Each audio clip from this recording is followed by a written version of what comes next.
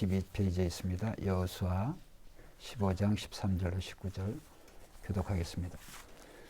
여호와께서 여호수아에게 명령하신 대로 여호수아가 기럇 아르바 곧 헤브론을 유다 자손 중에서 분깃으로 여분네의 아들 갈렙에게 주었으니 아르바는 아낙의 아버지였더라.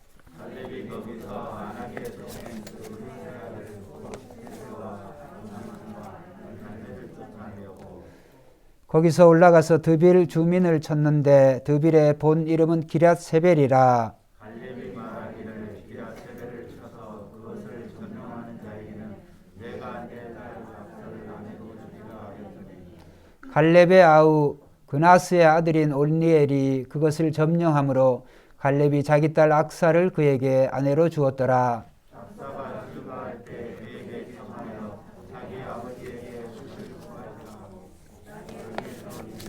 갈렙이 그에게 이르되 내가 무엇을 원하느냐 하니 같이 봅니다. 이르되 내게 복을 주소서. 아버지께서 나를 네겝 땅으로 보내시오니 샘물도 내게 주소서 하며 갈렙이 윗샘과 아랫샘을 그에게 주었더라. 아멘. 네, 오늘 저는 이 귀한 시간에 본문을 중심으로 해서 사명은 명문 가문을 만듭니다. 이런 주제로 말씀을 드리려고 합니다. 사명은 명문 가문을 만듭니다. 성경은 우리 하나님을 잘 섬기는 그런 그리스도인의 경건한 삶에 대해서 기록하고 있고, 또 하나님을 잘 섬길 때 하나님께서는 이제 그 개인을 축복하시는, 또 그 축복 중에서도 여러 가지 참 풍성한 축복으로 하나님께서 갚아주시는 것을 우리는 성경이 그것을 증거하고 있는 것을 봅니다. 아울러 우리가 함께 잊지 말아야 될 것은 하나님께서는 그 한 경건한 한 사람뿐만이 아니라 그 한 사람을 통해서 그의 가정을 통하여서 이제 전 가정이 또 제대손손 하나님께서 그 가정을 명문 가문으로 또 하나님께서 축복하여 주시는 것을 우리는 성경이 그것을 공히 증거하고 있다라고 하는 것을 꼭 잊지 않아야 되겠습니다. 결국은 오늘 우리가 예수 그리스도를 믿음으로 말미암아 우리 개인뿐만이 아니라 이 가정을 통하여서 또 자손 만대로 하나님께서 이제 우리의 가문을 또 우리의 자손들을 축복하여 주신다. 그럼 우리가 그것을 어떻게 알 수 있느냐? 우리가 창세기 전체 50장에 보면 창세기 전체의 그 중심 인물 중에 아브라함과 이삭과 야곱 이 3대가 이제 그 성경에 제일 많이 큰 비중을 차지하고 있는 것을 알 수가 있습니다.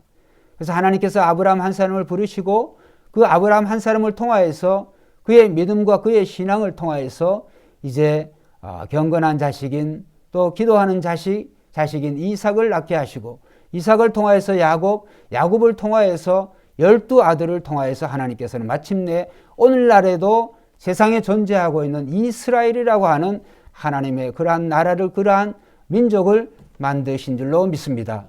그래서 성경은 그저 우리 믿지 않는 자들이 말하는 것처럼 사막 귀신이나 무슨 그 유대인들이 지어진 그러한 실화적이고 소설적인 그런 이야기가 아니라 성경은 기록된 하나님의 말씀으로 기록된 하나님의 말씀은 객관성이 있고 세상 역사보다도 허구적인 세상의 역사보다도 세상 모든 그러한 어떤 기록보다도 하나님의 말씀은 정확하게 쓰여졌고 쓰여질 것이고 계속해서 그 말씀대로 성취될 줄로 믿습니다. 그래서 우리는 인간의 생각과 하나님의 생각은 다르고 그 다음에 우리가 이 세상을 살아갈 때 우리가 과연 어떤 토대 위에 우리의 삶을 사느냐 그것이 굉장히 중요합니다. 그렇기 때문에 오늘 우리가 성경에 보면 예수님 말씀처럼 오늘 우리는 반석 위에 우리의 집을 지어야 되는 줄로 믿습니다. 반석 위에 집을 짓는 사람과 모래 위에 집을 짓는 사람은 다릅니다. 제가 어릴 때 이제 아버님이 우리가 서울에 올라오기 전에 지방에 특별히 이 대구 지역을 중심으로 해서 대구 시내도 아니죠. 변두리만 골라가지고 이제 목회를 한 10년 하셨는데 그중에 이제 낙동강변에서 우리가 살았던 그런 기억이 있습니다. 제 동생들은 이제 그것에 대한 기억이 없지만 저는 국민학교를 다녔기 때문에 그것에 대한 기억이 아주 생생합니다. 그런데 이제 강변에 살다 보면 또 뭐 옛날에 뭐 1960년대 뭐 무슨 뭐 놀이터가 뭐가 있겠습니까? 그래서 제가 하는 일이라고는 이제 학교에 갔다 오면 강변에 가서 친구들하고 이제 노는 것이죠. 그러면 그 강변에 가장 쉬운 놀이기구가 뭐가 있겠어요? 모래예요, 모래. 모래를 가지고 이제 여러 가지 이런 것도 만들고 저렇게도 만들고 두꺼봐 이제 이런 것도 하고 우리 자녀분들은 잘 모르시겠지만 이제 그러면 이 모래로 뭘 한다고 하는 거 쉬워요. 왜? 물도 있고 모래도 있기 때문에 금방금방 만들 수가 있습니다. 금방 부술 수가 있고. 그런데 모래로 집을 아무리 잘 지어봐야 그거는 모래로 만들어지기 때문에 쉽게 무너지는 거예요. 그런데 반석 위에 집을 짓는다고 한다면 다릅니다. 이제 주변의 상황이 달라져서 비가 오고 또 바람이 불고 되어지면 모래 위에 지은 것은 굳이 뭐 허물지 않다 할지라도 스스로 허물어져 버려요. 그거는 아무리 공들여서 아무리 멋있게 아무리 화려하게 아무리 정교하게 잘 지었다 할지라도 무너지게 돼 있는 거예요. 일전에 제가 그런 설교를 한 기억이 한번 나는데 저는 이제 지금도 이 강북에 살지만 강북과 강남은 다릅니다. 제가 농담처럼 한 말씀을 드리잖아요.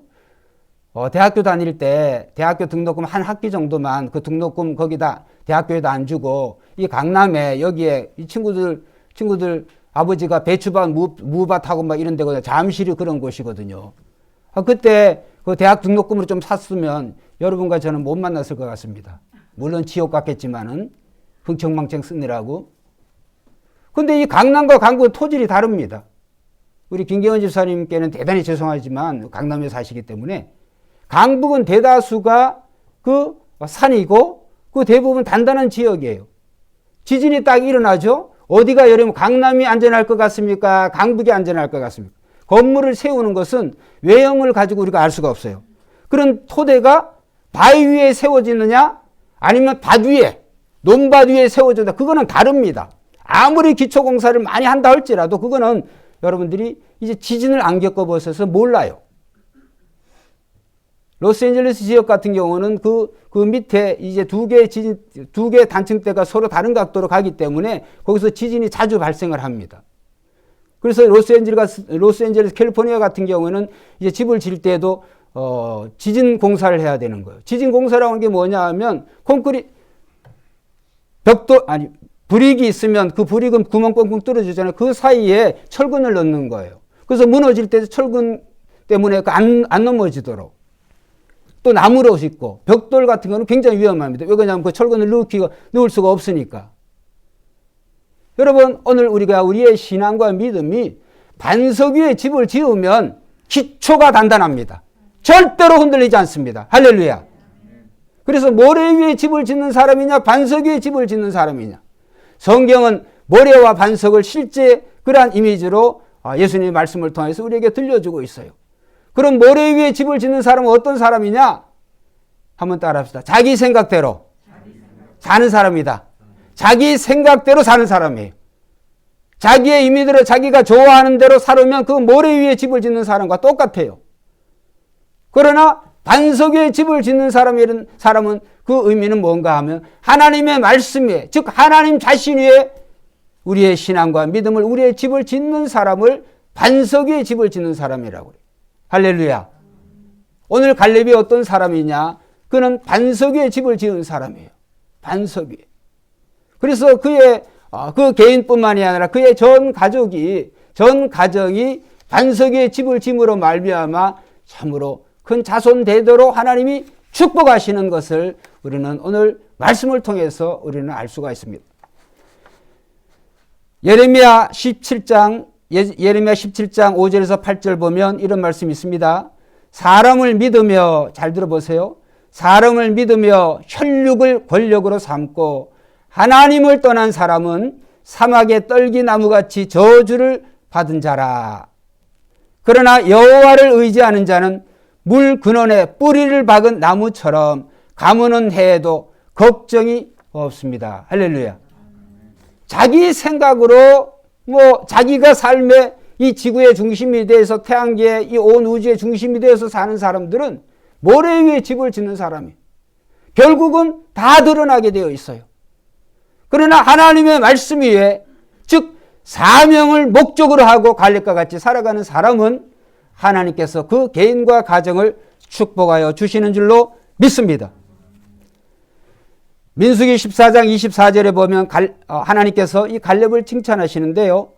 오직 내 종 갈렙은 그 마음이 그들과 달라서, 그들이 누굴까요? 10명의 정탐꾼이죠.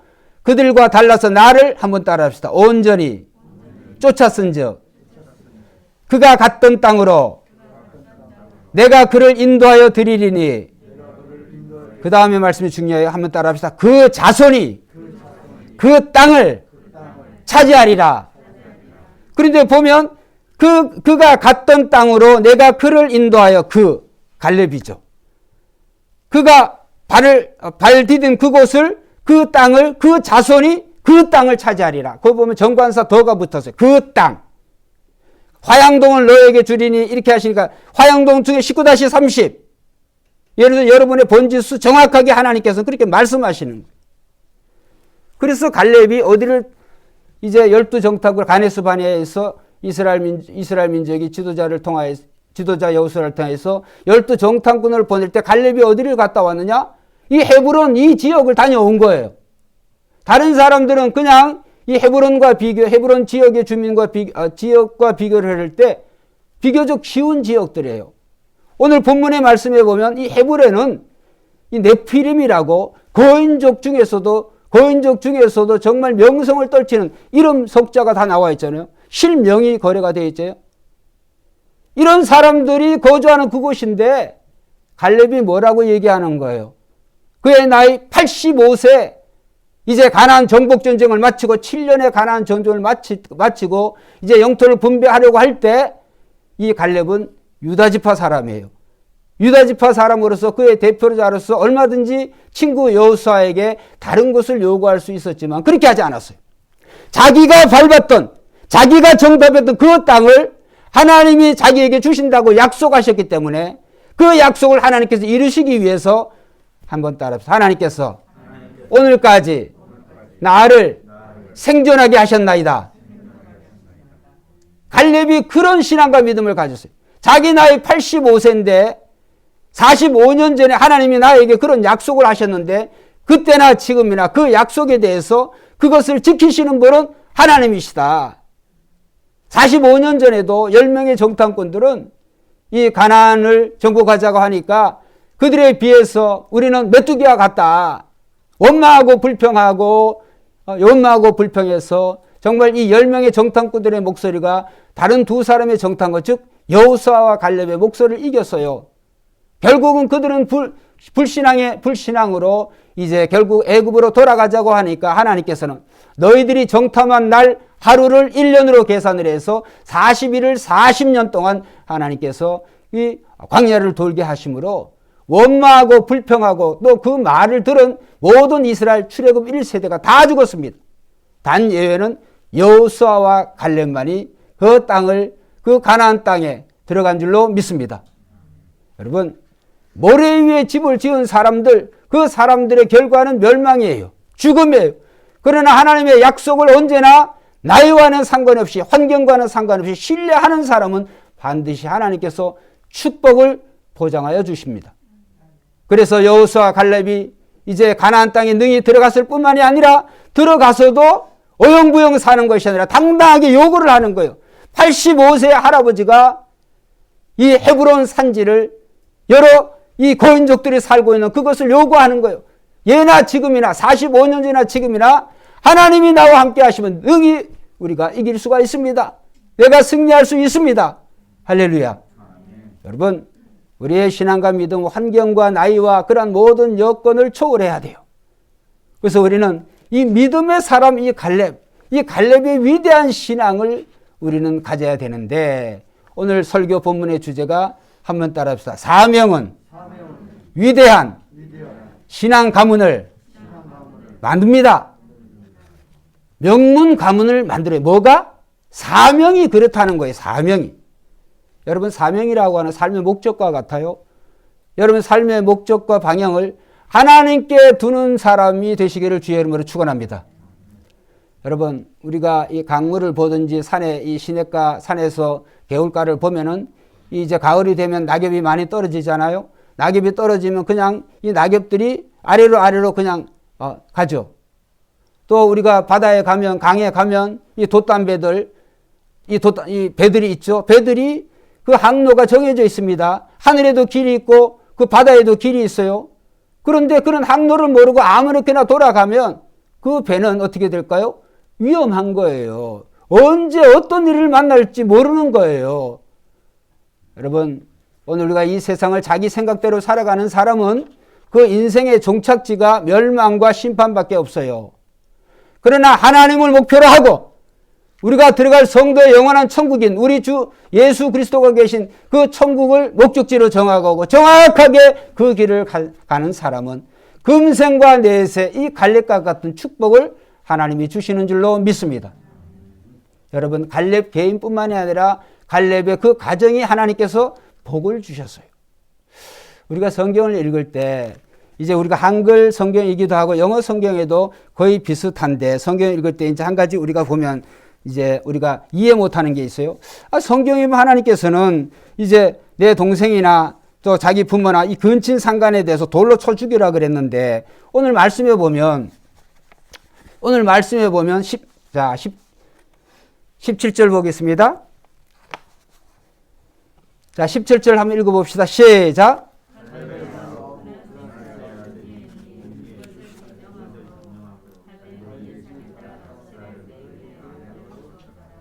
자, 여기 딱 읽으면 갈렙의 아우, 갈렙의 동생이란, 갈렙의 아우, 그나스의 아들인 온니엘이라고 하죠.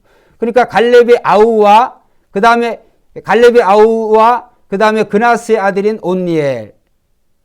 자, 그렇게 되면은 이제 15장 14절 한번 15장 13절 한번 읽어봅시다. 시작.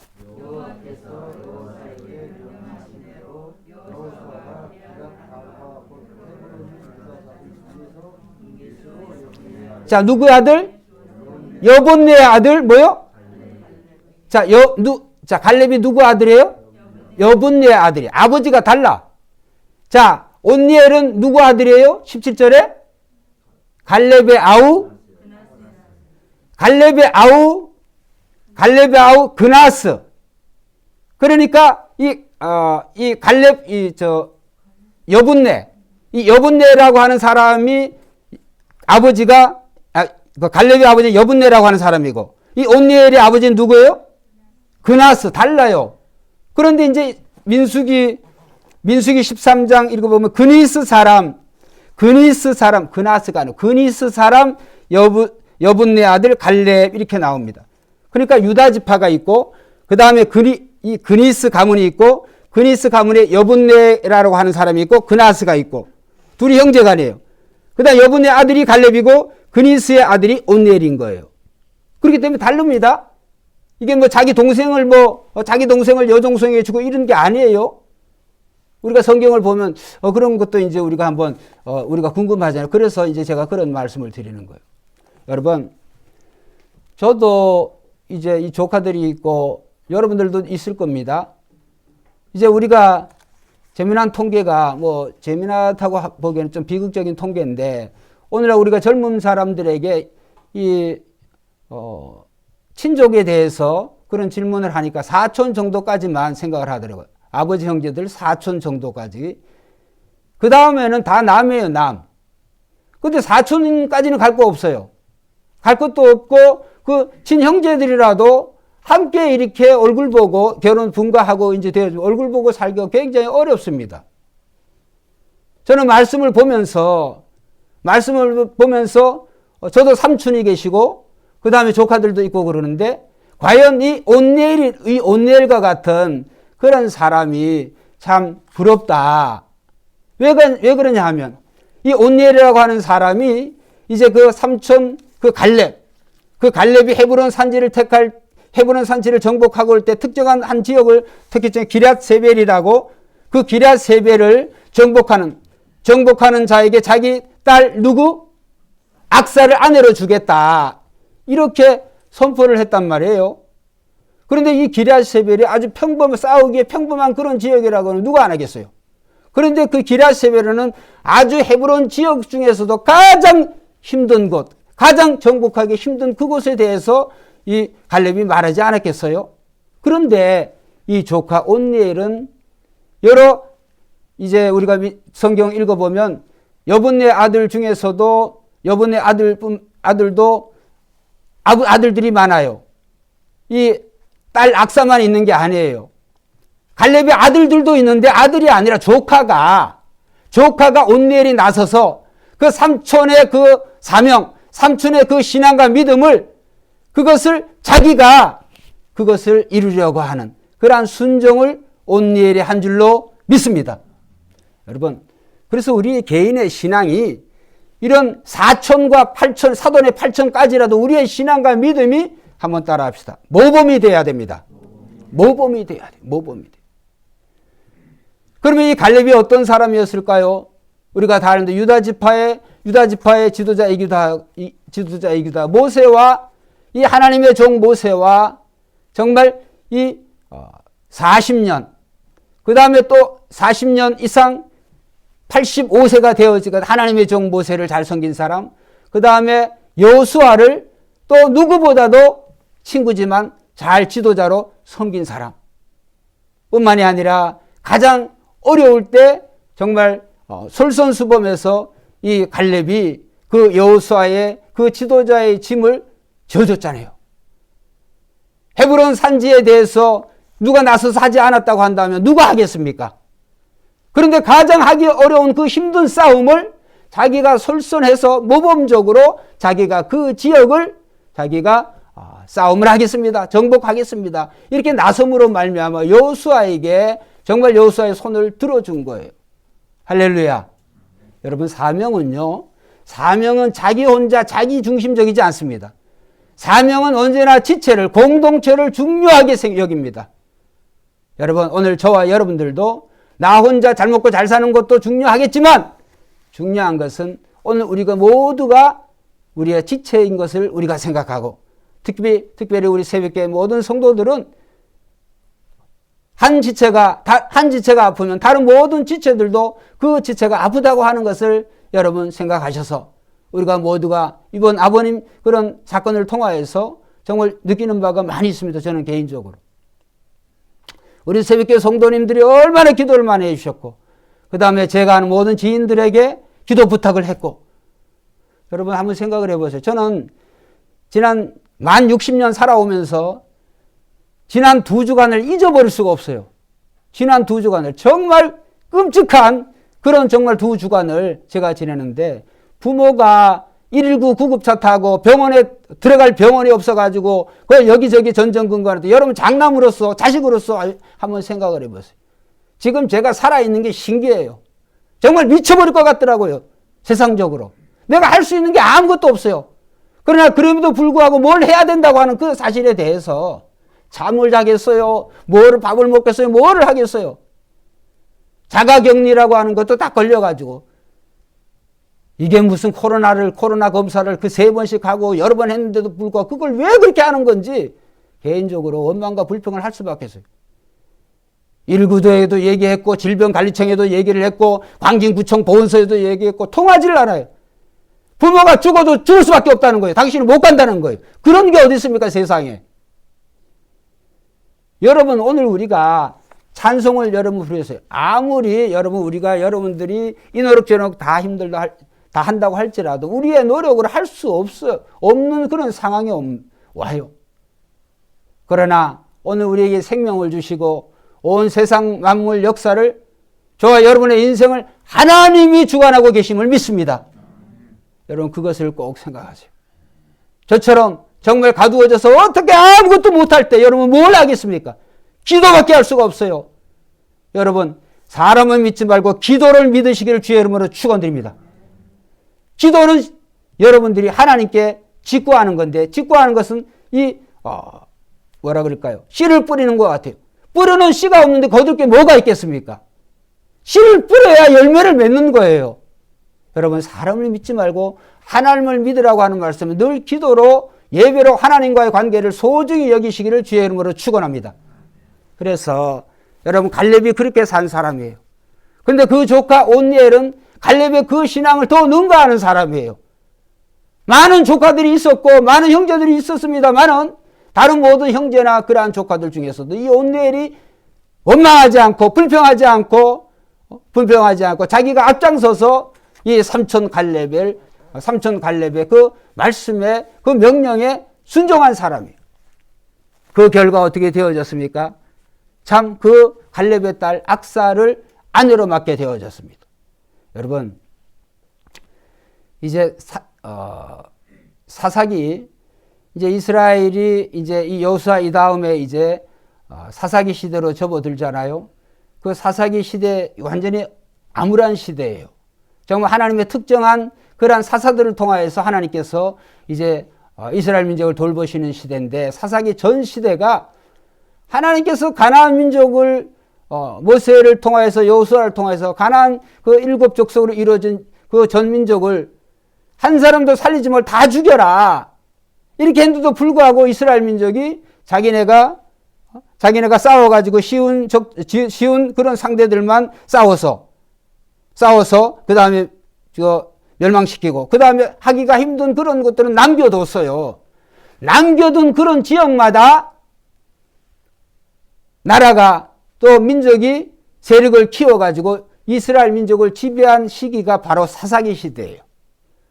사사기 시대에는 이스라엘 민족이 완전히 가나안 민족에 남아있는 정복되지 않은 그런 민족들의 종살이하는 그런 시대란 말이에요. 그런 시대에 하나님께서 사사 시대를 열었는데 첫 번째 사사가 오시예요. 오시. 갈렙의 사이 누구예요? 오늘 나왔어요. 갈렙의 사이 누구? 온니엘이라고 하는 사람이 이 갈렙의 이 조카인데 갈렙의 조카 온니엘이 이 최초의 사사로서 사사시대 40년 동안 이 온니엘이 이 사사시대를 열은 사람이에요. 40년 동안 온니엘이 살아있는 동안에는 하나님께서 온니엘을 통해서 이스라엘을 평안하게 하나님이 지켜주신 줄로 믿습니다.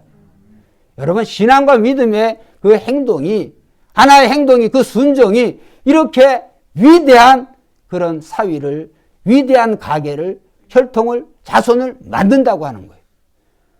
여러분 오늘 우리의 신앙의 1세대들은 여러분 2세대 3세대를 생각하시고 더욱더 지금까지 여러분 잘했습니다만 더 신앙과 믿음으로 사시기를 주의 이름으로 축원드립니다. 그래서 이 온니엘이라고 하는 사람은 성경에 보면 하나님께서 뭐라 그러시냐면 사사기 3장 9절 10절 11절에 보면 이스라엘 자손이 여호와께 부르짖음에 괴로워가지고 종살이하느라 괴로워가지고 여호와께서 그들을 위하여 한 구원자를 세워 구원하게 하시니 그는 곧 갈렙의 아우 그나스의 아들 온니엘이라. 할렐루야. 10절에 여호와의 신이 성령이 그에게 임하셨으므로 그가 이스라엘의 사사가 되어. 여러분 사명에 사는 사람들은 자기 힘대로 사는 것이 아니라 성령의 능력으로 사는 사람인 줄로 믿습니다. 사명이 그런 거예요. 사명이. 믿는 자와 믿지 않는 자는 다릅니다. 하나님의 사랑은 끝없는 사랑, 무한정의 사랑은 사랑이지만 하나님의 사랑은 어떻게 보면 차별적인 사랑이에요. 무슨 의미일까요? 성령 받지 않은 사람들은 불신자들이에요. 성령 받은 사람들은 예수 믿는 사람인 줄로 믿습니다. 성령 받은 사람들 하나님께서 끝까지 책임지셔서 하나님과 함께 영원한 나라의 그리스도처럼 우리를 살게 하실 줄로 믿습니다. 성령 받지 못한 불신자들은 이 세상이 그들의 삶의 끝이에요. 그 다음에 끝인 것 같지만 지옥에서 이 세상에 하나님을 믿지 않은 그 죄, 첫째 하나님을 믿지 않은 죄에 대해서 그들은 고통을 당해야 되고 그 다음에 자기 몸으로 행한 일생 동안 행한 그 모든 죄들에 대해서 그들은 불심판을 그대로 다 받아야 되는 거예요. 제가 공갈하는 것도 아니고 협박하는 것도 아니고 그거는 우리가 그 나라에 가면 부자와 나사로처럼 딱 나라가 갈려져요. 그래서 오늘 우리는 어떻게 보면 하나님의 사랑을 저와 여러분들은 금생과 내세 우리는 받고 살아가는 사람들로서 여러분, 우리의 사명, 우리의 생각대로 살지 마시고 사명으로 사시기를 주의 이름으로 축원합니다. 여호수아가 그런 사람, 다른 사람, 자기가 죽기 전에 죽으면서 다른 사람은 뭔지 모르지만 나와 내 집은 여호와만 섬기겠노라. 할렐루야. 여호와만 섬기는 우리 새벽교회 모든 성도들이 되어야 되겠어요. 그 다음에 마지막으로 악사라고 하는 이 갈렙의 딸. 저에게도 3명의 자녀가 있지만 여러분들 이 악사가 참 대단한 여인이다. 여러분 그런 생각을 했습니다. 저는 설교를 말씀을 준비하면서 여러분 아버지가 아무리 훌륭하다고 할지라도 그 자녀가 그 아버지의 말에 순종하기라고 하는 건 굉장히 힘듭니다. 안 그러겠습니까? 요즘 뭐 굳이 대통령 선거에 뭐 이 사람 저 사람을 들먹거리기 전에 누구의 그 아들 그 여당의 대통령 후보가 아들이 뭐 나오잖아요. 언론에 뜨잖아요. 그 양반이 그 후보가 얼마나 힘들겠어요. 자기 자신도 대해서 이전에 전과에 대해서 자꾸 들먹거리는데 아들까지 돌발 사태로 벌어지니까 여당만 그렇습니까? 야당은 안 그렇습니까? 그게 쉽지가 않습니다. 세상 말에 우리 자녀분들은 잘 들으세요. 세상 말에 무슨 말이 있냐면 농사 중에 제일 힘든 농사가 무슨 농사라 그래요? 제가 어릴 때는 그 말의 의미를 몰랐어요. 결혼하기 전까지, 자식 낳기 전까지 그 말의 의미를 몰랐어요. 자식 농사가 제일 힘듭니다. 그런데 갈렙은 사명으로 사니까 그 자녀들도 사명의 사람인 거예요. 아버지가 순종의 사람이니까 그 딸도 아들들도 있지만 여러 아들이 있고 딸이 있는데 이 갈렙의 다른 아들들이 언급이 안 돼요. 유독히 그 딸 악사만 언급이 되어져요. 그만큼 이 악사가 굉장히 신앙과 믿음이 포부가 있었다는 거죠. 그냥 삼촌 온니엘과의 그런 결혼 관계에 대해서 순종했을 뿐만 아니라 악사가 당당하게 요구를 하잖아요. 아버지에게 윗셈과 아랫셈을 주시고 밭도 주시고. 여러분 이 가뭄이 있는 그러한 땅에는 이 샘물이 물이 참 중요하잖아요. 자기네들이 차지할 그 땅이 그런 정말 척박한 그런 땅이었기 때문에 그러한 샘물을 자기에게 달라고 이 악사가 요구를 한 거예요. 여러분 오늘 우리는 이렇게 이 갈렙이라고 한 사람이 신앙과 믿음으로 즉 사명으로 살 때 그가 이렇게 명문 가문을 이룬다고 하는 것을 오늘 본문 말씀을 통해서 우리는 잊지 않아야 되는 줄로 믿습니다. 다시 설교에 처음으로 돌아가서 여러분 어디 위에 집을 짓겠습니까? 반석 위에 집을 짓겠습니까? 아니면 모래 위에 집을 짓겠습니까? 모래 위에 집을 짓는 사람들은 불신자들의 삶입니다. 사사시대의 특징이 그때 왕이 없었으므로 각자의 소견대로 옳은 대로 행하였더라. 왕이 왜 없어요? 하나님이 계시는데. 근데 사사시대에 그랬다는 거예요. 각자의 소견대로 옳은 대로 살으니까 마귀의 종로를 타고 외세의 종로를 타는 거예요. 그러나 하나님을 나의 주 하나님으로 모시고 사는 사람은 반석에 집을 짓는 아브라함의 신앙, 이삭의 신앙, 야곱의 신앙을 이어서 이스라엘이라고 하는 하나님의 거룩한 민족을 만들게 되어지는 거예요. 여러분, 노아가 그 120년 동안 그 하나님의 말씀을 순종하고 그것도 산 꼭대기에 정말 방주를 만들어라. 축구장 몇 개의 크기의 그 방주를 만든다고 그게 쉽겠습니까? 미치지 않았겠습니까? 그런데 노아가 그 일을 100년이 넘는 세월 동안에 묵묵히 누가 뭐라고 하든지 묵묵히 자기의 사명을 따라서 그 일을 한 거예요. 때가 되어지니까 노아의 나이가 600세인가요? 500세인가 600세 날이 되니까 홍수가 시작이 되어지는 거예요. 여러분 순종의 결과와 불순종의 결과는 어떻게 되었을까요? 노아의 8 식구에는 다 죽었어요. 여러분 하나님의 말씀은 이처럼 한번 따라합시다. 반드시 결과를 냅니다. 여러분 하나님의 말씀에 순종하시기를 주의 이름으로 축원합니다. 여러분의 인생을 하나님의 말씀에 걸면 하나님이 반드시 책임져 주시는 거예요. 개인도 그렇고 여러분의 가정도 그렇고 여러분의 모든 일이 형통케 되는 줄로 믿습니다.